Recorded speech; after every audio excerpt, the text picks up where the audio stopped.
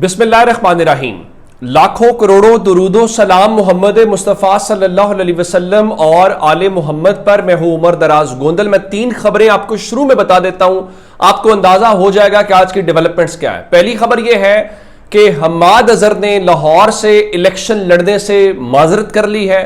दूसरी खबर यह है कि सलमान अकरम राजा ने पाकिस्तान तहरीक इंसाफ से अलहदा होने या सेक्रेटरी जनरल के ओहदे से इस्तीफा देने का ऐलान कर दिया है। और नंबर 3 खबर आज की सबसे बड़ी यह है कि इमरान खान ने मरियम नवाज के ऊपर मुकदमा दर्ज करने के लिए बाज़ाब्ता जेल से दरखास्त दे दी है और जो उन्होंने वजूहात बताई हैं वो भी बहुत दिलचस्प है। आगाज कर लेते हैं लाहौर से।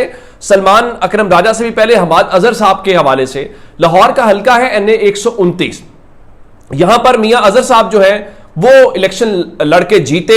8 फरवरी को उनका इंतकाल हुआ तो नशिस्त खाली हुई। उसके बाद हम्माद अजहर की घर वापसी हुई और उसके बाद तहरीक इंसाफ ने यह कहा कि ये टिकट हम्माद अजहर की फैमिली का है, वो खुद लड़ना चाहते हैं, वो अपनी अहलिया को लड़वाना चाहते हैं या फैमिली में से किसी को टिकट दिलवाना चाहते हैं। तो ये उनका मामला है, क्योंकि उस वक्त ये था कि हम्माद अजहर सरेंडर करेंगे नहीं करेंगे, उनके कागजात नामजदगी मंजूर होंगे कि नहीं मंजूर होंगे।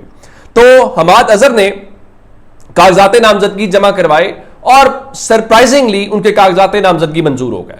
आज दिन में हमारे पास खबर यह आई कि हम्माद अजहर फिलहाल इलेक्शन से दस्तबरदार हो रहे हैं। हमने खबर दे दी सोशल मीडिया पे, ट्विटर पे भी मैंने लिखा।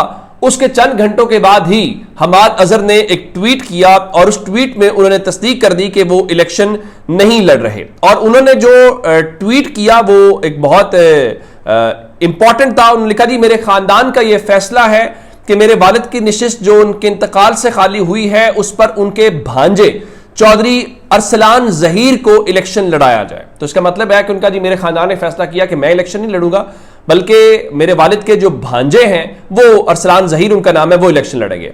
अब उसकी वजूहात भी उन्होंने साथ आगे बताई हैं। उनका जी मेरे लिए इंतखाबी मुहिम में हिस्सा लेना मुमकिन नहीं और निशिस्त जीत कर हल्फ लेना भी मुमकिन नहीं होगा। यानी उनका कहना यह है कि मैं एक तो इलेक्शन कैंपेन नहीं कर सकूंगा और अगर मैं ये सीट जीत भी जाऊं तो उसके बाद मैं ओथ नहीं ले सकूंगा। अरसलान जहीर तहरीक इंसाफ दौर में लाहौर फ्रूट और सब्जी मंडी कमेटी के चेयरमैन रहे और होनहार नौजवान हैं। मेरे वालिद की और मेरी माजी की इंतखाबी मुहिम में हमारे साथ काम किया और इंशाल्लाह बासानी इस निशिस्त पर कामयाब होंगे। उनके वालिद 2020 में कोविड से इंतकाल कर गए, जिसके बाद मेरे वालिद मियां अजहर मरहूम ने उनकी सरपरस्ती की और वो उन्हें अपना दूसरा बेटा तस्वुर करते थे। उन पर 9 मई का कोई जाली मुकदमा भी नहीं, क्योंकि ये उस रोज हफ्ता मुल्क से बाहर थे और इलेक्शन जीतने के बाद जबरी नाअहली का भी सवाल पैदा नहीं होता। उनकी इंतखाबी मुहिम की इंचार्ज मेरी हमशीरा होंगी। यानी उन्होंने बताया मैं इलेक्शन में हिस्सा नहीं लूंगा, मेरे वालिद साहब के जो भांजे हैं वो इनके जो कजन हुए वो इलेक्शन में हिस्सा लेंगे और वजह यह है कि उन पर 9 मई का भी कोई केस नहीं है और वो डिस्क्वालीफाई भी नहीं होगी। और साथ ये कहा कि हम इस इलेक्शन में हैं और मेरी जो बहन है वो इस इलेक्शन की इंचार्ज होंगी। अब ये कितना लॉजिकल है कि इससे होगा क्या? क्या तहरीक इंसाफ ये सीट जीत पाएगी, नहीं जीत पाएगी? क्या इससे मुस्लिम लीग नून को फायदा होगा? ये मैं बड़े एहतियात के साथ कह सकता हूं कि पाकिस्तान तहरीक इंसाफ बाआसानी ये सीट जीत सकती है। उसकी वजह क्या?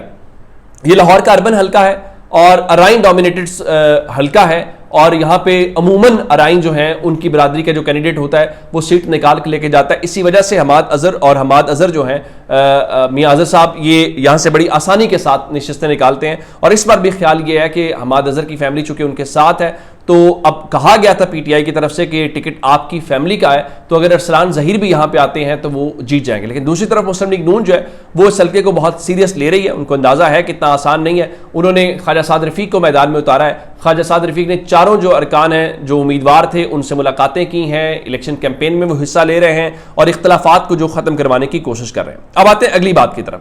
अगली दूसरी बड़ी सीट है सलमान अकरम राजा की, कि सलमान अकरम राजा ने जो पाकिस्तान तहरीक इंसाफ के वो जनरल सेक्रेटरी के ओहदे के ऊपर थे, उन्होंने उस ओहदे से अलहदा होने का बाज़ाब्ता ऐलान किया है और उन्होंने ट्वीट किया है और ये कहा है, उन्होंने एक लंबा चौड़ा ट्वीट किया लेकिन मैं एक आखिरी जो है वो उनके ट्वीट पढ़ देता हूं। उनका, आज एक ऐसा वाकया हुआ है जो अब मुझसे 2 टोक फैसले का तकाजा करता है। मेरी जिंदगी खुली किताब है, मेरा कोई अमल किसी उसूल से मुतसादिम नहीं, फिक्री और मुआशी दियानत पर समझौता मुझे कबूल नहीं। कल मैं खान साहब से गुजारिश करके ओहदे से अलहदा हो जाऊंगा।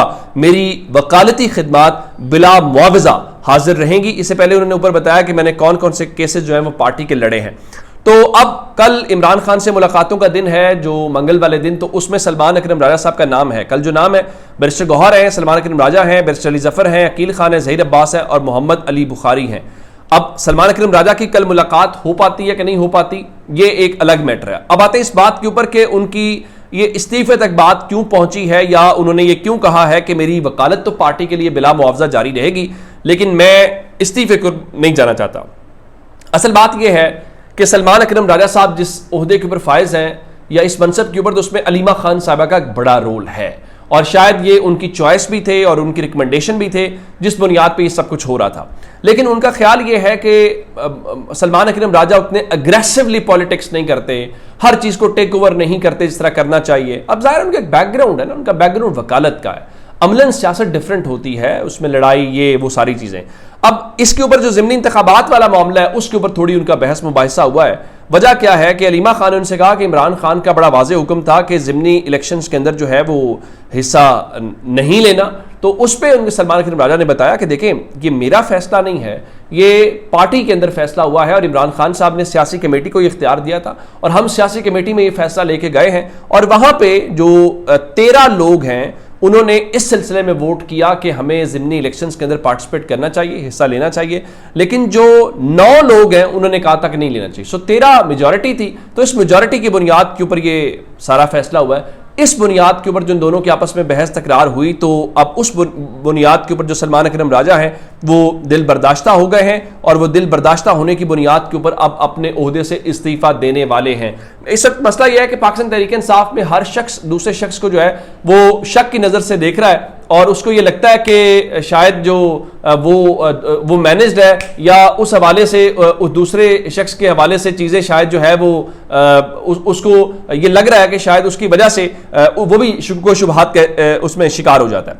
अच्छा, तीसरी खबर मैंने बताया था कि इमरान खान साहब जो हैं उन्होंने मरीम नवाज या वज़ीर आला पंजाब जो हैं उनके ऊपर मुकदमा दर्ज करने के लिए एक दरखास्त दी है।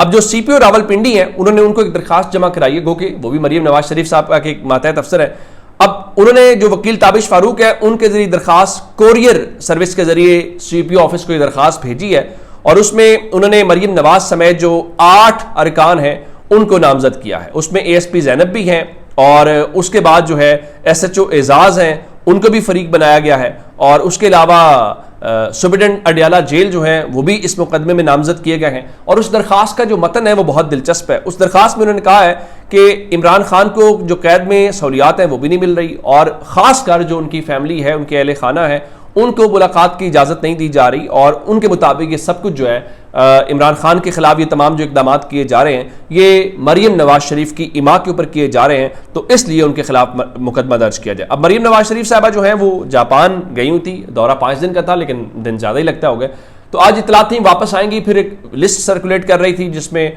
कहा जा रहा था कि इतने लोग हैं, ये फ़लाँ है।